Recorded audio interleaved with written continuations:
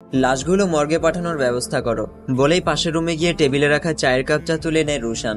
জানালার সামনে দাঁড়িয়ে কফির মগে চুমুক দিলে পাশে তার এক সহকারী এসে দাঁড়ায়। রুশান তার দিকে তাকালে সে বলে, স্যার, আমার তো কিছুই স্বাভাবিক মনে হচ্ছে না।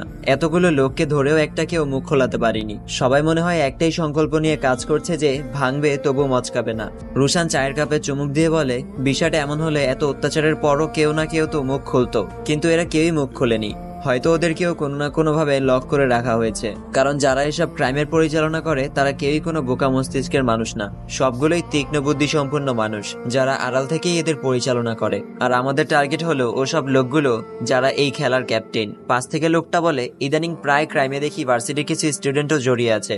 আমি ভাবি ওরা এত বড় বড় কাজ হাত দেওয়ার সাহস পায় কোথা থেকে, আর ওদেরকে এসব কাজেরই বা সন্তান দেয় কারা?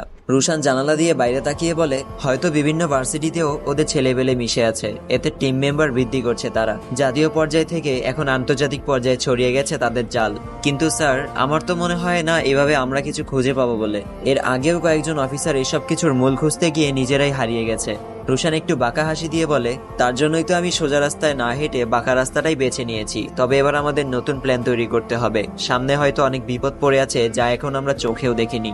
সো আমাদের প্ল্যানকে নতুন করে আরো স্ট্রং করে সাজাতে হবে। বলেই ফোন অন করে দেখে রাত 2:30 বাজে। ওয়ালপেপারে সুন্দরী একটা মেয়ের ছবি দেখে মুচকি হেসে মুখ ঘুরিয়ে নিল রুশানের পাশের লোকটা, যেটা ছিল রাইসার ছবি। লোকটার এমন হাসির মাঝেও একটা বিষয় মাথায় ঢুকে গেল রুশানের, কারণ লোকটা এতক্ষণ গম্ভীর থেকে এখন পিকটা দেখা মাত্রই তার মুখের ভঙ্গিমা চেঞ্জ হয়ে গেল। আজ হয়তো প্রথম খেয়াল করেছে তাই এমন হেসে দিল। যদি না দেখতো তাহলে কখনোই হাসতো না। এখন চিন্তার বিষয়টা হলো, যদি কোনোভাবে তার শত্রুকেও তার সাথে মিশে গিয়ে এমন করে তার দুর্বলতাটা বুঝে ফেলে তাহলে তার কাজটা খুব বেশি কঠিন হয়ে পড়বে। কারণ দুর্বল জায়গা খুঁজে পেলে প্রতিপক্ষকে বশে আনা খুব সহজ, তাই দুর্বলতা আড়ালে রাখাই ভালো। ফোনের লক খুলে ওয়ালপেপারটা চেঞ্জ করে নিল রুশান, কারণ সে চায় না এসবের মাঝে রাইসার কথা কেউ জানুক বা তার কোনো ক্ষতি হোক। অল্প কয়েকদিনই রাজের ডিপার্টমেন্টের প্রায় সকল স্যারদের প্রিয় হয়ে উঠেছে রাজ। তার আচরণ ও পড়ালেখার প্রতি আগ্রহটা সকলেরই প্রিয় করে তুলেছে তাকে। অনেকদিন পর আজ হসপিটাল থেকে কলেজে ফিরল নাহিদ, তাও হুইল চেয়ারে বসে। ছাত্র রাজনৈতিক দলের সভাপতি ছিল দেখে ভার্সিটির অনেক রাজনৈতিক ছেলে মেয়ে তার পেছনে আছে। আর নাহিদের সুবাদে সেই জেলার এনপিও এসেছে আজ কলেজে। সারা জেলায় ছাত্র রাজনৈতিকের মাঝে রাজ করা ছেলেটা আজ হুইল চেয়ারে। অপমানে হসপিটালেই পদত্যাগ করেছে সে, তাই তাকে পদত্যাগের কারণে বিদায় জানাতে এত আয়োজন। এরপর সিলেক্ট করা হবে নতুন সভাপতি। সব ডিপার্টমেন্টের ক্যাপ্টেনরা এমপিকে একে একে ফুলের শুভেচ্ছা জানাচ্ছে। তার মাঝে পদার্থবিজ্ঞান ডিপার্টমেন্ট থেকে গেল রাজ, তার প্রিয় সম্রাট স্যারই ডেকে নিল তাকে। রাজ ফুল নিয়ে এগিয়ে গেল এনপির কাছে। ফুল দিয়ে রাজ হাত মেলানোর জন্য হাত বাড়ালে এনপি চেয়ারের দিকে তাকিয়ে বসে গেল চেয়ারে। অপমানিত হয়ে সেখান থেকে সরে গেল রাজ। বিষণ্ণ মনে অন্যান্য ছাত্রদের সাথে মিশে গেল সেও। রাজের ভাবতেই হাসি পায়, একদিন এই এমপি নিজেই তার সাথে হাত মেলাতে আসবে। অরিন রাজের পাশে দাঁড়িয়ে বাহু দিয়ে রাজকে হালকা করে ধাক্কা দিয়ে হেসে বলে, দেখলে পাওয়ার চিরকাল থাকে না। কত ছেলেকে মেরেছে এই নাহিদ, হসপিটালেও পাঠিয়েছে অনেককে। আর তোমার ভার্সিটিতে আসার প্রথম দিনই তোমাকে মারলো, আর এখন নিজেই হুইল চেয়ারে বসে আছে। তবে কাজটা যেই করুক একদম ঠিক কাজই করেছে। এসব ছাত্র রাজনীতির কারণে সাধারণ ছেলেমেয়েরা ভার্সিটিতে ঠিকমতো শান্তিতে ক্লাসও করতে পারে না। রাজ একটু হেসে বলে, আর কয়েকদিন অপেক্ষা করো, এরপর দেখবে এসব ছাত্র নেতাদের কি বেহাল দশা হয়। অরিন কিছু না বুঝে অবাক চোখে রাজের দিকে তাকালো। অবাক ভঙ্গিতে বলল, মানে? রাজ আবার হেসে বলল, এই দেখছো না নাহিদের কি অবস্থা, বাকিরাও এমন হবে না তার কি নিশ্চয়তা আছে? অরিন বলল, ও। দুইটা মেয়ে রেস্টুরেন্টে আসলো। কিছুটা দূরে একটা সিট খালি দেখে ওখানে যেতেই পাশ থেকে একটা ছেলে ইচ্ছা করে একটা মেয়ের শরীরে হাত লাগালো, যার কারণে মেয়েটা ছেলেটার দিকে তাকিয়ে বলে, এসব কোন ধরনের অভদ্রতা? ছেলেটা উঠে দাঁড়িয়ে বলল, ওহ সরি। মেয়েটা বলল, সরি মানে? গায়ে হাত দিয়ে সরি বললেই সব সমাধান হয়ে যায়? ছেলেটা এবার মেয়েটার হাত ধরে বলল, গায়ে হাত দিলেই কি মহাভারত অশুদ্ধ হয়ে যায়? এখন তো সামনেই ধরলাম, কি করবি এখন কর। দূর থেকে পুরো বিষয়টা লক্ষ্য করলো তুষার।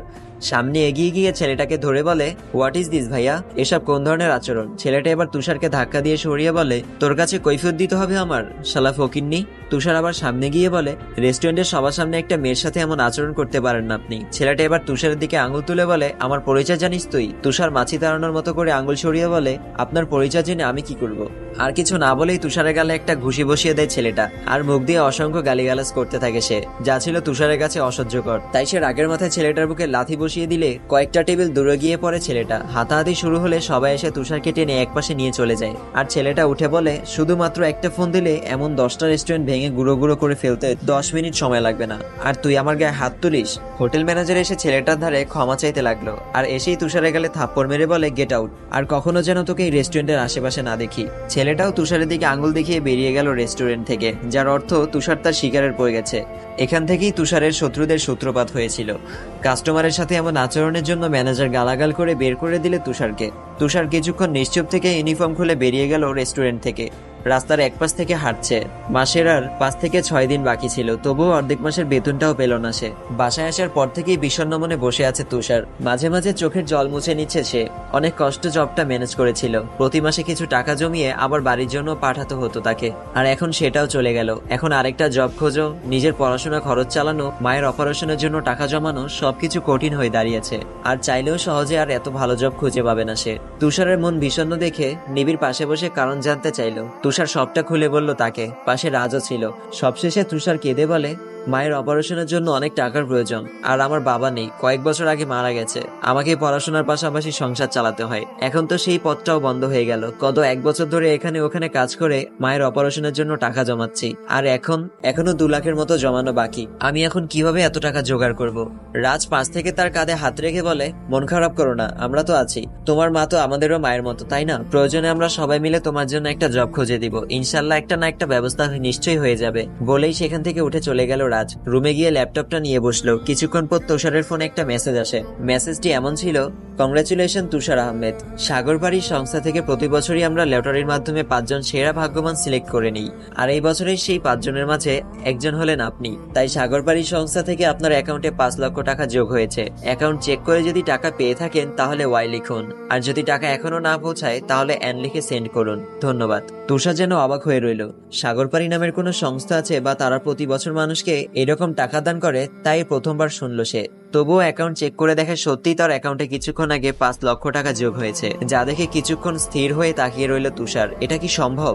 রাতের বেলায় ছাদের এক কোণে পা ঝুলিয়ে বসে আছে রাজ। হালকা শীতল বাতাস যেন শরীরে হাতছানি দিয়ে যাচ্ছে একটু পরপর। তার চোখে দেখা কিছু ঘটনা যেন এখনো চোখের সামনে জীবন্ত হয়ে আছে। প্রায় বছরখানেক আগে ঘটনা সেটা। চারদিকে নানান ঘটনা ঘটে চলছিল প্রতিদিন। অনেক মানুষ নিখোঁজ হওয়ায় ঘটনা কানে আসতো প্রায়ই। সিআইডির কিছু টিম রহস্য খুঁজতে গেলে কয়েকদিন পর তারাও কোথায় উধাও হয়ে গেল, তার কোনো খোঁজও মিলেনি। রাজ তখনও কিছু কারণে সাধারণ মানুষের সাথে মিশেই চলতো।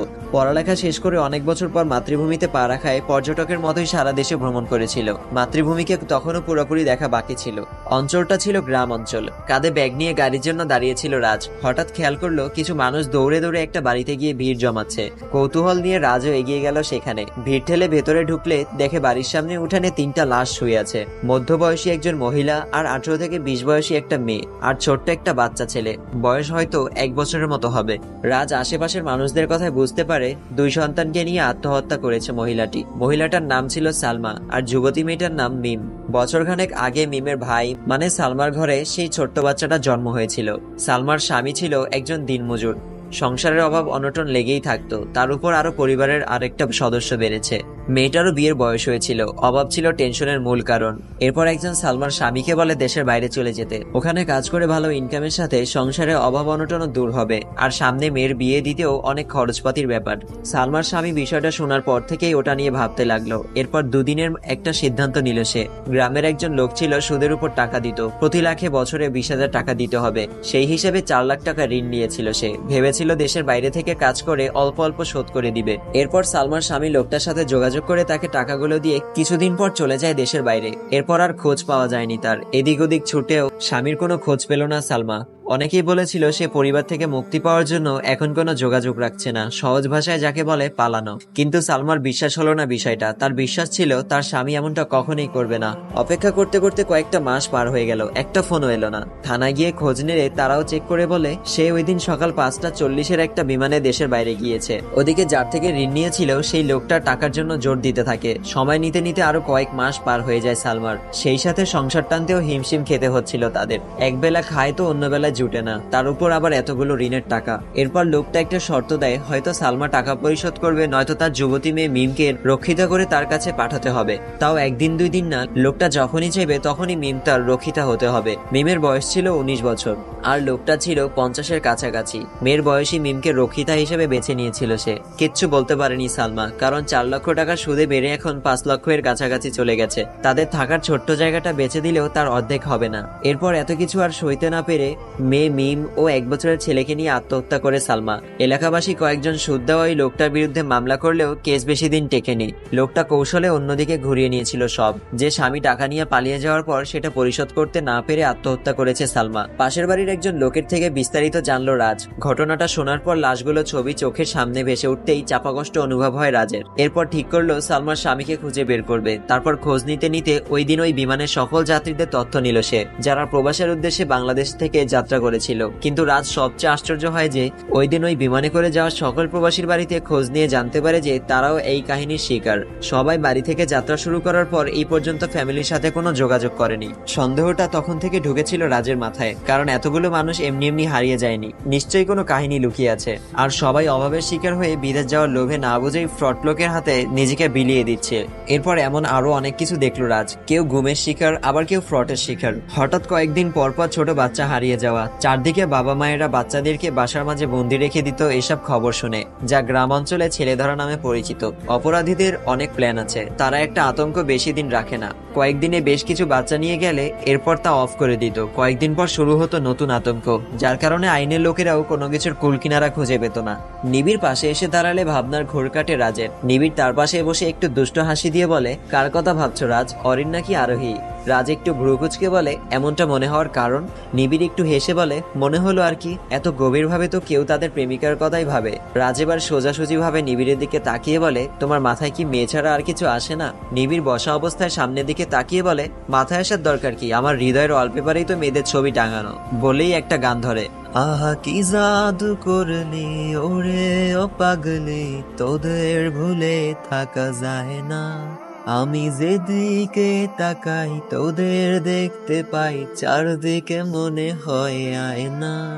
রাজ একটু মুচকি হেসে বলে, ব্রাদার আমি কিন্তু তোমার ভবিষ্যৎ দেখতে পাচ্ছি, আর বেশি দূরে না। নিবিড় একটু হেসে বলে, আমার ভবিষ্যৎ উজ্জ্বল হয়ে আয়না চকচক করে বললেই সুন্দরী মেয়েরা আমার ভেতর নিজেকে দেখতে পায়। রাজ খুব বেশি হাসে না প্রয়োজন ছাড়া, তবুও নিবিড়ের কথায় হাসি পাচ্ছে তার। কি যে আছে এই ছেলের কপালে, ভাবতেই মায়া লাগে খুব। নিবিড় আবার বলে, আচ্ছা তোমার বাড়ি না গ্রামে? এবার কিন্তু তুমি বাড়ি গেলে তোমার সাথে আমাকেও নিয়ে যেতে হবে, আমি কখনো গ্রামে যাইনি। রাজ এবার কিনার থেকে পা তুলে ছাদে উঠে দাঁড়িয়ে বলে, খেয়েছো? নিবিড় বলল না। রাজ বলল, চলো খেতে হবে, ক্ষুধা লেগেছে খুব। বলেই হাঁটা ধরলো রাজ। পেছনে নিবিড় উঠে হাতে হালকা 2 দিকে নিয়ে বিড়বিড় করে বলে, হঠাৎ কি হলো আবার? দরজার ঠকঠক আওয়াজ কানে আসলো। তাইয়েবা বেগম ভেতর থেকে উঁচু গলায় আওয়াজ করে, কে?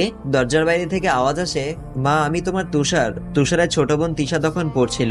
ভাইয়ের গলার আওয়াজ পেয়ে দৌড়ে গিয়ে দরজা খুলে ভাইকে জড়িয়ে ধরে বলে, ভাইয়া তুমি এসেছো? তুষার একটু মুচকি হেসে বোনের মাথায় হাত বুলিয়ে বলে, চলে এসেছি, এবার বেশ কয়েকদিন থাকবো তোদের সাথে। তিশা হাস্যোজ্জ্বল মুখে বলে, সত্যি? তুষার বলল, বলেই বোনকে নিয়ে ভেতরে আসলো তুষার। মাকে জড়িয়ে ধরে বলে, ভালো আছো মা? তাইয়েবা বেগম ছেলের কপালে চুমু দিয়ে বলে, ছেলেকে দেখলে প্রত্যেক মায়েরই মন ভালো হয়ে যায়। তুষার একটু হেসে পাশে খাটের উপর বসলো।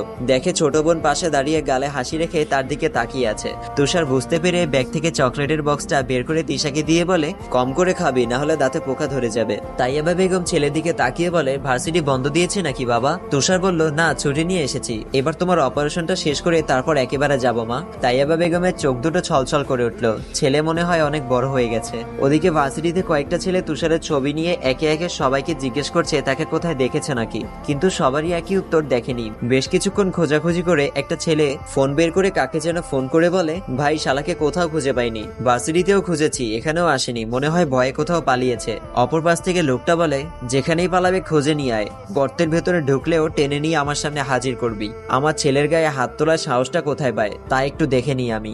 আসসালামু আলাইকুম গাইস, গল্পটি কেমন লাগছে তোমাদের কাছে অবশ্যই কমেন্ট করে জানাবে। তো দেখা হচ্ছে পরবর্তী ভিডিওতে। সবাই সুস্থ থাকবে, ভালো থাকবে, আল্লাহ হাফেজ।